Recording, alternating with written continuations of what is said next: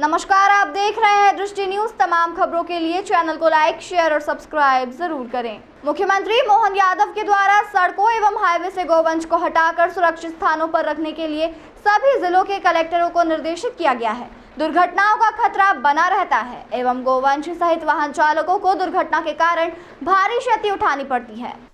कई बार जानवरों को अपनी जान से भी हाथ धोना पड़ता है। इन सभी घटनाओं को ध्यान में रखते हुए विदिशा कलेक्टर ने भी इस संबंध में आदेश जारी किया है, जिसे गंभीरता से लेते हुए एसडीएम विजय राय ने गौ सेवकों के साथ बैठक आयोजित कर शासकीय और अशासकीय गौशालाओं में पहुंचाने के लिए रणनीति बनाई जा रही है तथा सुरक्षित क्षेत्रों में गौवंश को रखने की व्यवस्था के उद्देश्य से नाफेड के बने वेयर हाउसों का भी अवलोकन किया, जहां गौवंश को सुरक्षित रखा जा सकता है। और भी कई अन्य स्थानों को एसडीएम ने स्वयं जाकर मौके पर देखा। इससे यह समझा जा सकता है कि यदि रास्तों से गौवंश को हटाकर सुरक्षित स्थानों पर रखा जा सकता है तो गौवंश एवं वाहन चालक दोनों का ही जीवन सुरक्षित रह सकता है। इस संबंध में जो जिला कलेक्टर महोदय हैं विदिशा हैं, उनके माध्यम से भी सभी अधिकारियों को निर्देशित किया गया और एसडीएम की लीडरशिप में स्थानीय स्तर पर व्यवस्थाएं करने हेतु निर्देशित किया। इस तारतम्य में आज दिनांक को हमने जो हमारे स्थानीय नगरपालिका और जनपद पंचायत का अमला है, साथ ही हमारे जो वॉलंटियर्स हैं गौ रक्षा समिति से संबंधित, यहाँ चलित गौ नंदी सेवा समिति है, सर्वदलीय गौ संरक्षा मंच है और हमारे यहाँ एक जो लालू जी हैं जो कि एक गौ रक्षा गौशाला चलाते हैं, जिनके द्वारा सभी प्रकार की जो गौवंश हैं, निराश्रित गौवंश, उनका उपचार किया जाता है, उनकी सेवा की जाती है। ऐसे सभी हमारे गणमान्य जो नागरिक हैं उन लोगों के सहयोग से हमने आज विस्तारित इस पर चर्चा की। स्थानीय स्तर पर हम लोगों ने 5-6 स्थान चिन्हित किए। अभी हम यहाँ जीवाजीपुर में नाफेड के एक पुराने वेयरहाउस पे खड़े हैं, जहाँ पे जो हमारे स्थानीय प्रबुद्ध जीवी हैं उनका बताना है कि पूर्व में 3-4 वर्ष पूर्व लगभग यहाँ जो निराश्रित पशु है उसके लिए यहाँ गौशाला संचालित थी।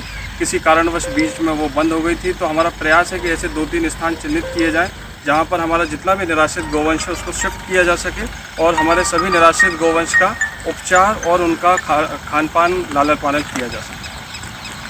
क्या लगता था इनको आप कितनी जगह शिफ्ट कर पाएंगे? वो गाय की संख्या गौवंश की बहुत है। हमने लगभग जो अनुमानित हमारे यहाँ संख्या है अनुभाग वासुदा क्षेत्र अंतर्गत लगभग 3,500 से 4,000 हमारा जो मवेशी है वो सड़कों पर हमने देखने में चिन्हित किया है। इसके लिए हमने 5 से 6 स्थान चिन्हित किए हैं। लगभग उनकी कैपेसिटी इतनी है कि हमारा समस्त गौवंश इन स्थानों में, इन अस्थायी शेडों और गौशालाओं में निराश्रित जितना भी गौवंश है उसका लालन पालन और रहवास हो सकता है। लगभग पंचायतों में जो है वो गौशालाएं बनी हुई हैं, लेकिन गौशालाएं खाली पड़ी हैं और उनमें जो है वो उनका पैसा निकाला जा रहा है बराबर। नहीं, जो मेरी जानकारी में हमारे यहाँ लगभग अभी 16 गौशालाएं जो शासकीय और संचालित हैं। इसके अतिरिक्त 4 से 5 अशासकीय गौशालाएं भी हैं। जो शासकीय गौशालाओं की क्षमता है वो लगभग क्षमता के आसपास ही भरी हुई है। इनमें 3 गौशालाएं जो भी अभी हाल ही में प्रारंभ हुई हैं, कानीखेड़ी, खामखेड़ा और पिपराहा।